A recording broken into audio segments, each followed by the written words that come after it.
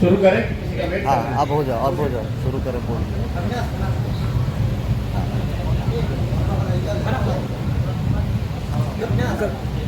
जब आपका हो जाए तो बताइए, मैं शुरू करता हूँ।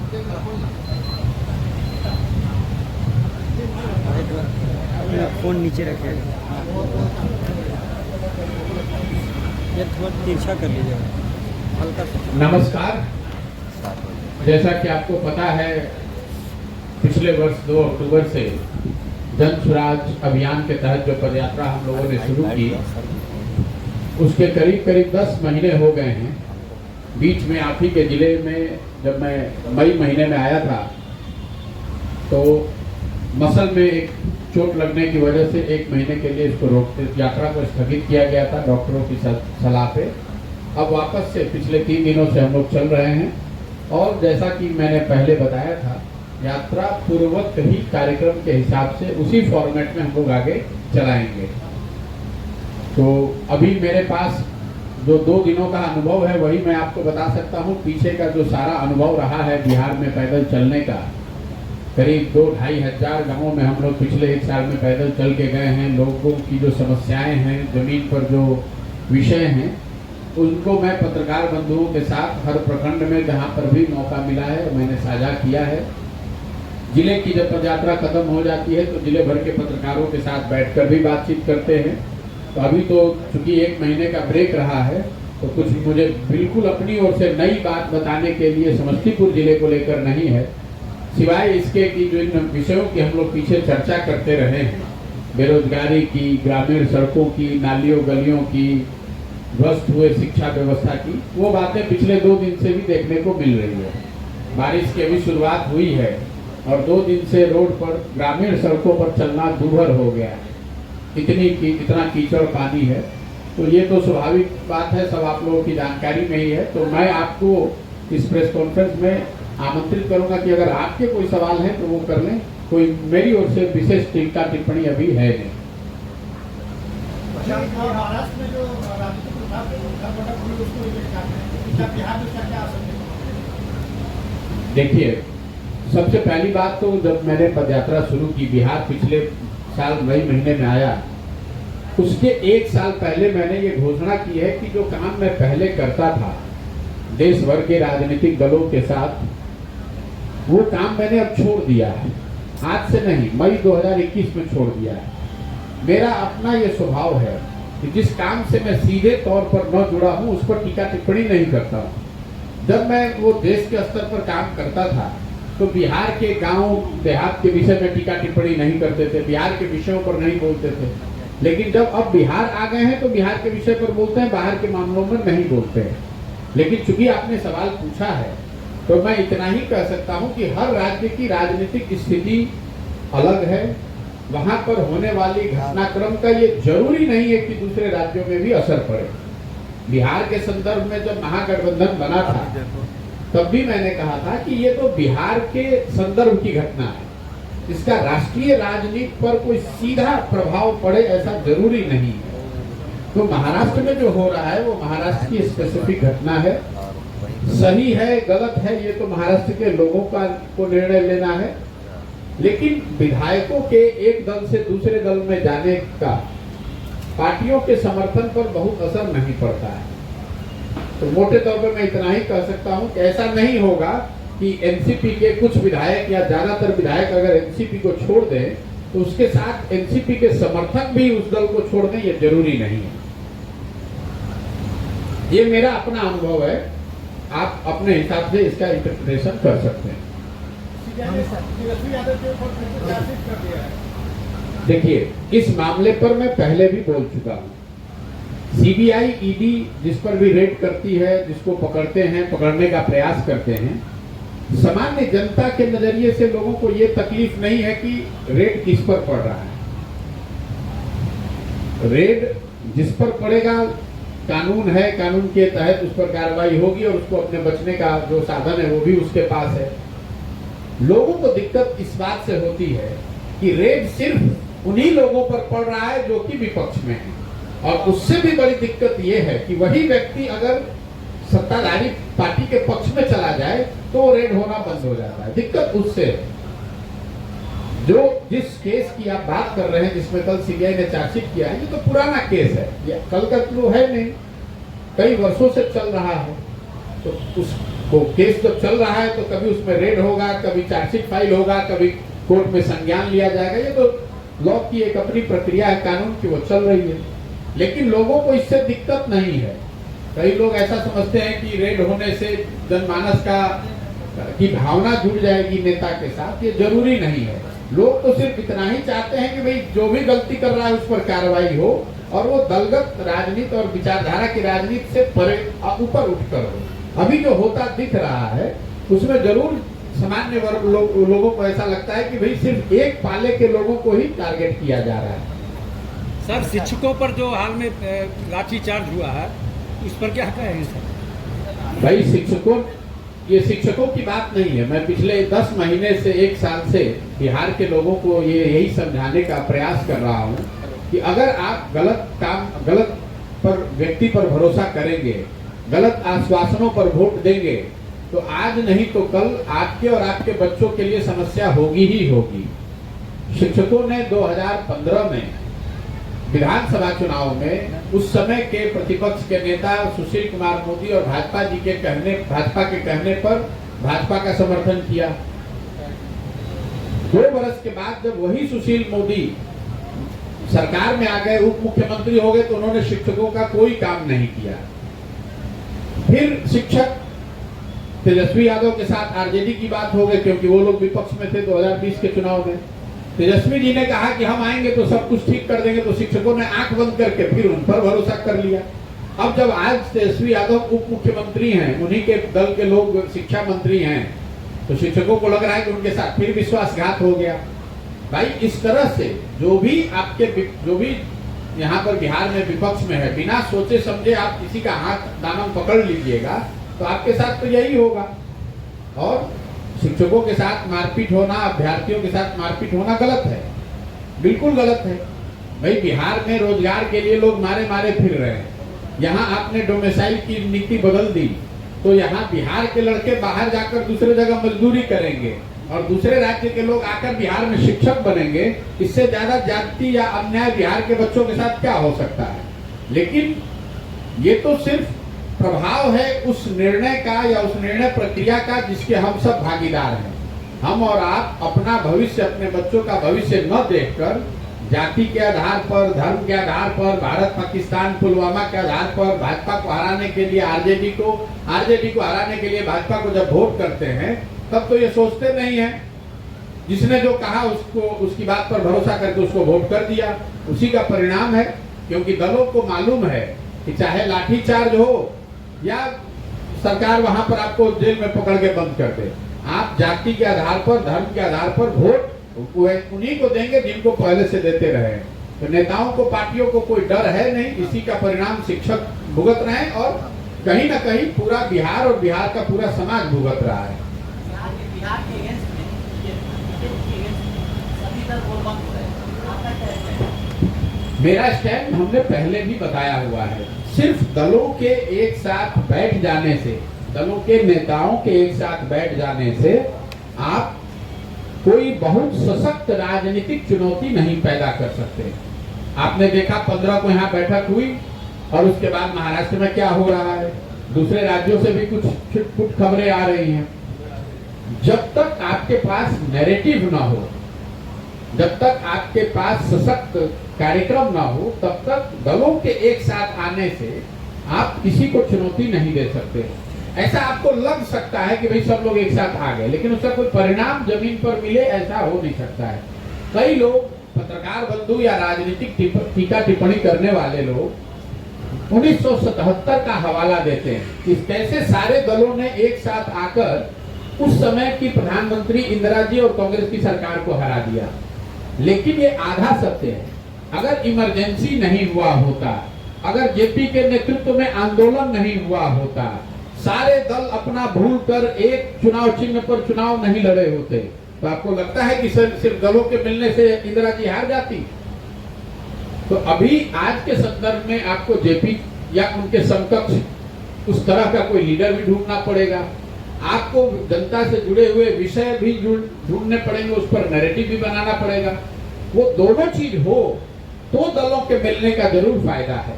लेकिन अगर आपके पास और कई बार पत्रकार ऐसा समझते हैं कि चेहरा होना चाहिए, चेहरा भी होना काफी नहीं, तब सबसे महत्वपूर्ण है मुद्दा होना चाहिए।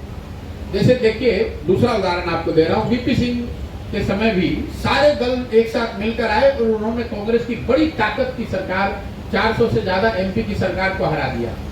लेकिन वो सिर्फ दलों का एक साथ बैठकर कोई अर्थमेटिक अरेंजमेंट नहीं था, मुद्दा बोफोर्स था, उसके नाम पर लोग एक हुए। फिर दलों ने अपनी ताकत लगाई तो जनता ने बोफोर्स के नाम पर, तो भ्रष्टाचार के नाम पर वोट किया, तो उसका फायदा हुआ। तो मेरा ऐसा मानना है कि ये जो दल साथ में बैठे हैं, सिर्फ इनके साथ में बैठने से चुनाव, जितनी मैं समझता हूँ, ये सिर्फ सीधा गणित नहीं है। जब तक आप ऐसा नहीं कर सकते हैं कि 15 दल के नेता बैठ गए और उसका असर देशव्यापी हो जाएगा। मान लीजिए कि उस बैठक में ममता जी, लालू जी, नीतीश जी सब एक साथ बैठे थे, उसका असर बंगाल की जनता या वोटर पर क्या पड़ना है? बंगाल का वोटर तो देश के मुद्दे पर वोट करेगा, बंगाल में जो सरकार चल रही है उस पर वोट पड़ेगा। लेकिन देश, वही सारे लोग मिलकर देशव्यापी कोई अगर मुद्दा बना ले, कोई नैरेटिव खड़ा कर दे और उस मुद्दे और नैरेटिव को लेकर तृणमूल की ताकत वहां जमीन पर लगे, तो फायदा हो सकता है। अच्छा, अभी जो राजनीति है दो पोल, एक आप कह सकते हैं कि आरजेडी और जदयू और एक भाजपा। तो आप जब चुनाव लड़ने की संभावना जो आपकी है, आप थर्ड पोल होंगे या किसी में बंद करेंगे, क्या इसमें? मेरे भाई, आपने कोई बहुत बड़ा ज्ञान नहीं दिया है कि बिहार में 2 पोल है। आज नहीं है, ये तो बहुत दिनों से है। और हर राज्य में, आज से 10 साल पहले बंगाल में भी 2 पोल होता था, एक और कांग्रेस होता था, एक और लेफ्ट होता था। जिस राज्य में भी जाइएगा, दिल्ली में एक और भाजपा होती थी, एक और कांग्रेस होती थी। पंजाब में एक और अकाली होते थे, एक और कांग्रेस होते थे। हर एक मिनट पहले तो आप समझिए इस बात को कि कोई भी राज्य ऐसा नहीं होगा जहां एक ही पोल है और आप जाकर दूसरे पोल बन जाइएगा। लोकतंत्र है तो 2 या 2 से ज्यादा पोल वहां पहले से होगा ही। दूसरा, कई बार पत्रकार बंधु ये बताते हैं कि जितना वोटर है वो तो पहले से ही 2 या 3 दलों में बटा हुआ है। तो भैया, चुनाव हुआ है तो स्वाभाविक है 100 आदमी वोट किया है तो किसी न किसी में तो बटा ही होगा, इसमें भी कोई ज्ञान नहीं है। अब आपका सवाल है कि आप किसके साथ जाएंगे, तो भैया हमने पार्टी तो बनाई नहीं है। लेकिन अगर जनसुराज जब भी पार्टी बनेगी, उस समय निर्णय लेंगे वो लोग कि भाई दल कैसे बनना है, कितने बड़े स्तर पर लड़ना है, कौन इसको चलाएगा। लेकिन जहां तक मेरी समझ है, जनसुराज के किसी के साथ जुड़ने की, तालमेल करने की संभावना 0 है।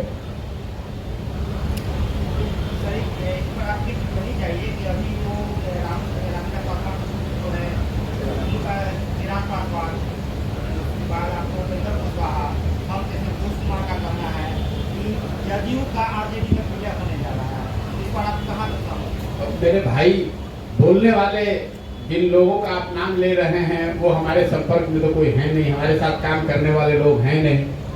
विलय होने वाला उनके शब्दों में है जदयू का, होने वाला है आरजेडी में। तो मेरी उसमें क्या लोकस है? मेरा तो कोई लोकस ही नहीं है इसमें।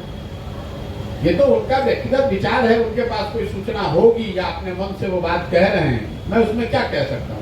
महाराष्ट्र की घटना के बाद हो सकता है कि विधानसभा भंग। अब ये तो आप जाकर नीतीश कुमार से ही पूछिए, लेकिन मुझे नहीं लगता है कि नीतीश कुमार इससे हतोत्साहित होंगे। देखिए, जो लोग राजनीति करते हैं वो इतना ज्यादा न कभी उत्साहित होते हैं न घबराते हैं जितने पत्रकार बंधु होते हैं। आपने आज यहाँ महागठबंधन बना, पूरे देश में आपने नीतीश कुमार को प्रधानमंत्री का चेहरा बता दिया। महाराष्ट्र में एक घटना हुई, अब आप नीतीश कुमार को हतोत्साहित बता रहे हैं। कितने लोग बता रहे हैं कि अब भाजपा में जा रहे हैं। भाई, इतनी तेजी से ब्रेकिंग न्यूज की तरह राजनीति चलती नहीं है। मुझे नहीं लगता है कि बिहार की जो अभी महागठबंधन की सरकार है, इस पर कोई तुरंत खतरा है। जो भी परिवर्तन होगा, अगर होना है तो 24 के लोकसभा चुनावों के बाद हो सकता है। इससे जुड़ी हुई जो आप लोग टीका टिप्पणी कर रहे हैं कि जदयू के कुछ लीडर भाजपा में जा सकते हैं, जिसे 2-3 दिन से मैं न्यूज देख रहा हूँ, तो इसमें कौन सी बड़ी बात है? जदयू के कुछ एमपी या भाजपा के कुछ एमपी या आरजेडी के कुछ एमपी एक दूसरे दल बदल ले, या एक दूसरे के संपर्क में हैं, ये तो चुनाव से पहले होने वाली सामान्य घटना है, क्योंकि हर व्यक्ति को तो टिकट मिलना नहीं है। हर व्यक्ति अपने हिसाब से आकलन करता है कि वो कैसे जीतेगा और उसके हिसाब से ये थोड़ा बहुत आगे पीछे चलता रहता है। लेकिन इससे बिहार की जो राजनीतिक स्थिति अभी है महागठबंधन और एनडीए की, उसमें कोई आमूल चूल परिवर्तन मैं लोकसभा से पहले नहीं देखता हूँ। लेकिन साथ में जिस दिन महागठबंधन बना था उसी दिन मैंने कहा था कि अगले लोकसभा चुनाव में जिस स्वरूप में महागठबंधन है और एनडीए है, इस स्वरूप में चुनाव नहीं होगा। उसका ऑलरेडी वो बात सत्य हो गई, मांझी जी निकल कर बाहर चले गए। तो अगला विधानसभा चुनाव से पहले आज की जो स्थिति है इसमें भी बड़ा बदलाव आएगा, ये आप लिख लीजिए। लेकिन कौन उसमें भागेगा, कौन किधर जाएगा, कौन बचेगा, कौन मरेगा, इसकी मुझे जानकारी नहीं है। ये बात एकदम सत्य है, लिख के दिया जा सकता है कि जो आज राजनीतिक फॉर्मेशन है ये 24 के बाद विधानसभा चुनाव तक बना रहे, इसकी संभावना बिल्कुल नहीं है। उसमें काफी फेरबदल होगा। चिराग पासवान ने कहा कि जदयू के कई विधायक हमारे संपर्क में है और बिहार में खेला हो सकता है। भाई ये चिराग जी का अपना वक्तव्य है, मैं उस पर क्या टीका टिप्पणी कर सकता हूँ। मैं चिराग कौन किसके अब मेरे संपर्क में कौन है ये चिराग जी को कैसे पता चलेगा? चिराग जी के संपर्क में कौन है ये मुझे कैसे पता चलेगा? लेकिन मैं फिर रिपीट कर देता हूँ कि अभी जो सरकार चल रही है महागठबंधन की, मैं लोकसभा चुनाव से पहले उसमें कोई बहुत परिवर्तन बड़ा नहीं देखता हूँ। उसके गिरने की या उसमें एक बहुत बड़े टूट की संभावना नहीं है। जदयू से कुछ लीडर छोड़कर चले जाएं, आरजेडी से कोई छोड़कर चला जाए, भाजपा से बहुत लोग संपर्क में होंगे जो महागठबंधन से टिकट लेना चाहते होंगे, वो अलग घटना है। लेकिन सरकार पर कोई बहुत बड़ा असर मैं नहीं देखता।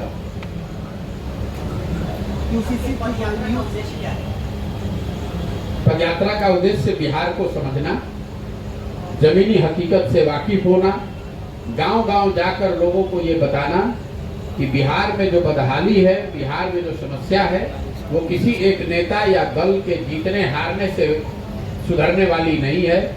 जब तक बिहार की जनता अपने और अपने बच्चों के मुद्दों पर वोट नहीं करेगी, तब तक चाहे आप जिसको वोट देना है दे लीजिए, जितनी चर्चा करनी है कर लीजिए, जिसको हराना है हरा दीजिए, जिसको जिताना है जिता दीजिए। बिहार की स्थिति में आमूल चूल परिवर्तन होने वाला नहीं है।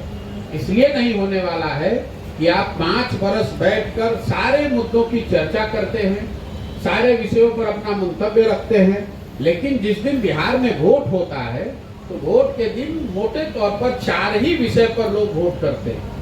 कुछ लोग हैं जो जाति के आधार पर वोट करते हैं, ये भी सत्य नहीं है कि हर आदमी जाति पर ही वोट कर रहा है, लेकिन समाज में एक वर्ग है जो जाति के आधार पर वोट करता है। जो जाति के आधार पर वोट नहीं कर रहा है वो हिंदू मुसलमान धर्म के नाम पर वोट कर रहा है। जो दोनों से नहीं, दोनों में वोट नहीं कर रहा है, कुछ समाज का एक बड़ा वर्ग इसलिए वोट करता है कि उसको आरजेडी के खिलाफ वोट करना है, उसको लालू जी के खिलाफ वोट करना है। और समाज में एक वर्ग है जो खासकर माइनॉरिटी अल्पसंख्यकों का, जिसको भाजपा के खिलाफ वोट करना है। तो ये 4 बिंदुओं पर ही बिहार में पिछले 30-35 साल से वोट पड़ रहा है, या तो जाति पर, धर्म पर, लालू जी को हराने के लिए भाजपा को हराने के लिए लालू जी को। तो स्वाभाविक तौर पर 5 वर्ष जो आपकी समस्या है बिहार की विकास को लेकर, आपके गांव देहात पंचायत की समस्या हो, आपके बच्चों की शिक्षा और रोजगार की समस्या है, इसकी आप चर्चा तो कर रहे हैं, इस पर रोज आप टीका टिप्पणी भी कर रहे हैं, लेकिन वोट तो इस पर कर नहीं रहे हैं, तो आखिर वो सुधरेगा कैसे? पूरी पदयात्रा का उद्देश्य ये है, पूरी पदयात्रा का उद्देश्य ये है कि लोगों को जाकर ये बताया जाए कि भैया दलों के दलदल से बाहर निकलिए, नेताओं का चेहरा देखकर नहीं, अपने बच्चों का चेहरा देखकर वोट कीजिए। जब तक आप अपनी समस्याओं पर वोट नहीं करेंगे तब तक बिहार की दुर्दशा नहीं सुधर सकती है। और लोग वोट करें, इसके लिए उनके पास विकल्प होना चाहिए। तो लोगों को ये बताया जा रहा है कि भाई आप साथ में आइए, साथ में आकर अगर आप समझते हैं कि आप में वो क्षमता है, जज्बा है, आप बिहार के लिए एक नया विकल्प बनाने में कंधा लगा सकते हैं, इसमें जुड़िए। प्रशांत किशोर के बारे में लोग क्या जानते हैं कि मैं दलों को, नेताओं को मदद करता हूं और वो लोग चुनाव जीत सकते हैं, यही तो लोग सामान्य बोलचाल की भाषा में समझते हैं। तो मैं बिहार की जनता को पदयात्रा के माध्यम से ये बता रहा हूँ कि आप आइए, जुड़िए, एक प्लेटफॉर्म बनाइए अपने लिए, अपने बच्चों के लिए एक विकल्प बनाइए। आपको चुनाव लड़ने, लड़ाने, राजनीतिक गतिविधियों में जो सुविधा, जो मदद, जो सहयोग, जो सुझाव चाहिए, वो जन स्वराज के माध्यम से मैं आपको दूंगा। समान नागरिक संहिता आयोग में चर्चा का विषय है, इसको लेकर क्या? अब भैया देखिए, ये जो 3 मुद्दे हैं भाजपा के घोषणा पत्र में, राम मंदिर, 370 और यूसीसी यूनिफॉर्म सिविल कोड, ये आज से नहीं पिछले 20-25 साल से है। 2 मुद्दे उन्होंने लागू कर दिए। स्वाभाविक तौर पर उनकी बहुमत है, आज देश में उनकी बड़ी ताकत है, तो वो तीसरे मुद्दे को भी उठाएंगे। इस पर वाद विवाद होगा, चर्चा होने दीजिए। भाजपा की अगर सरकार रहेगी, आज रहे या अगली सरकार जब चुनकर अगर आ जाते हैं, लोगों ने अगर उसी पक्ष में मैंडेट दिया तो उनके जो घोषणा पत्र में लिखा हुआ उसको लागू वो करेंगे ही करेंगे। जब तक उनको जनता ने आशीर्वाद नहीं दिया था तो ये तीनों मुद्दे उनके घोषणा पत्र का हिस्सा था, लागू नहीं हो रहा था। अब जनता जब मत देकर उनको सरकार में ला रही है तो स्वाभाविक तौर पर जो उनके घोषणा पत्र में जो बिंदु है उसको लागू करने का वो प्रयास करेंगे। क्या प्रभाव पड़ेगा अगर लागू होता है? आसान नहीं है। जो देश की डाइवर्सिटी है उसको देखते हुए यूसीसी लागू करना इतना आसान है नहीं जितना आपको लगता है। ये एक जैसे धारा 370 वो एक कश्मीर से जुड़ा हुआ मामला था, भारत के एक भूभाग को इफेक्ट करता था। मानसिक तौर पर भले वो पूरे देश से जुड़ा हुआ मुद्दा हो, लेकिन इफेक्टिवली जो लोग उससे सीधे तौर पर प्रभावित हुए वो तो एक राज्य के लोग थे। राम मंदिर बना, उससे भी पूरे देश की जनता नहीं प्रभावित होती है। जो राम मंदिर की भावना से जुड़ा है उसके पक्ष में विपक्ष में उससे वो लोग प्रभावित हुए। लेकिन यूसीसी एक ऐसा मुद्दा है जो मुझे लगता है कि देश की बड़े जनसंख्या को प्रभावित करता है सीधे तौर पर। तो ये लागू करना ज्यादा कठिन है, और अगर लागू होता है तो उसके परिणाम या कुपरिणाम भी उतने ही बड़े हो सकते हैं। यूसीसी को आप किस नजरिए से देख रहे हैं? कहा जाता है कि माइनॉरिटी के खिलाफ है।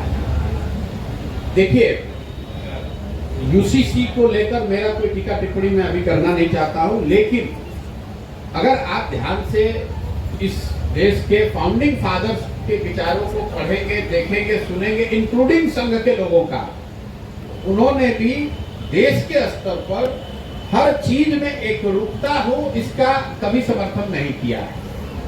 इंक्लूडिंग जो भाजपा के खुद संघ के जो गुरुजी रहे हैं, अगर आप उनका इंटरव्यू पढ़ेंगे उस दौर का, तो उन्होंने भी एकदम एकरूपता कर दिया जाए हर चीज का, खान पान में, रहन सहन में, विचार व्यवहार में, धर्म के नाम पर या किसी संस्कृति के नाम पर, वो मुझे लगता है कि प्रकृति के विपरीत है।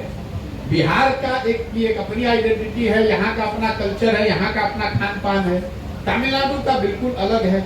और भारत की जो ताकत है, जो आज की सरकार, जो भाजपा की सरकार है, वो भी प्रधानमंत्री भी यही बताते हैं कि विविधता में एकता ही ताकत है। इसको अगर आप, एकता तो होनी ही चाहिए, लेकिन एकता अगर विविधता को खत्म करके लाइएगा तो शायद वो प्रकृति का जो अपना नेचर है उसके विपरीत होगा, वो नहीं किया जाना चाहिए। एक सीमा से अगर ज्यादा जाकर आप चीजों को एक रूप करना चाहेंगे कि हर व्यक्ति एक ही तरह का कपड़ा पहने, हर व्यक्ति एक ही तरह की पढ़ाई पढ़े, हर व्यक्ति एक ही भाषा, एक ही संस्कृति में बिलीव करे, हर व्यक्ति एक ही तरह की पढ़ाई करे, तो मुझे लगता है कि ना वो समाज के हित में है, ना देश के हित में है। और ये बात ऐसा नहीं कि सिर्फ कांग्रेस और भाजपा के विरोधी लोगों ने कहा है। जो भाजपा से जुड़ा हुआ, भाजपा जो संघ के जो विचारक हैं, संघ के विचारकों का भी यही मत रहा है कि बहुत ज्यादा एकरूपता वो प्रकृति के नियम के खिलाफ है। ठीक है भैया। कई राज्यों में भूमिका में नेताओं को उनके समाज में जो नेता बराबर क्या सारे नेताओं के चित्र और चरित्र में नहीं, ऐसा नहीं है। जब आप कोई काम करते हैं तो आपका एक लक्ष्य होता है। जरूरी नहीं है कि जितनी बातें आपने सोची उस काम से के जरिए से अचीव करना, वो सब चीज अचीव कर ले। मान लीजिए कि आप पत्रकार हैं, आज किसी संस्थान के साथ जुड़कर पत्रकारिता करते हैं, उस संस्थान में कई चीजें ऐसी होंगी जो शायद आपके मन के अनुरूप न हो, लेकिन आप अभी आज तो पत्रकार ही हैं, इसलिए किसी एक के साथ काम करेंगे, दो के साथ काम करके देखिएगा, एक अच्छा नहीं लगेगा, दूसरे में जाकर काम कीजिएगा। लेकिन आपके मन के अनुरूप बिल्कुल हर चीज हो ये जरूरी नहीं है। लेकिन कल होकर मान लीजिए कि आपकी शक्ति हो गई, आप अपना संस्थान मीडिया का बनाना चाहते हैं, तो वो तो आप वैसे ही बनाएंगे जैसा कि आप समझते हैं कि समाज में होना चाहिए। तो मेरे साथ भी वही बात है, जिनके साथ हमने काम किया वो तो जनता के बीच में है, 10 साल काम किया और उसी काम को करके अपनी नाम अपना पहचान हमने बनाई है। इसका मतलब ये नहीं कि जिनके साथ हमने काम किया उनकी हमने कोई जिंदगी भर के लिए उनके लिए कोई कॉन्ट्रैक्ट लिख दिया या गुलामी लिख दी। उनके साथ काम किया, सीखा, अनुभव प्राप्त किया। जब वो समय आया कि मुझे लगा कि नहीं, मुझ में अब वो क्षमता या अनुभव या ज्ञान है कि मैं कुछ और इससे बेहतर बनाऊं, तो मैं आकर वो प्रयास ईमानदारी से कर रहा हूँ। बहुत बहुत धन्यवाद।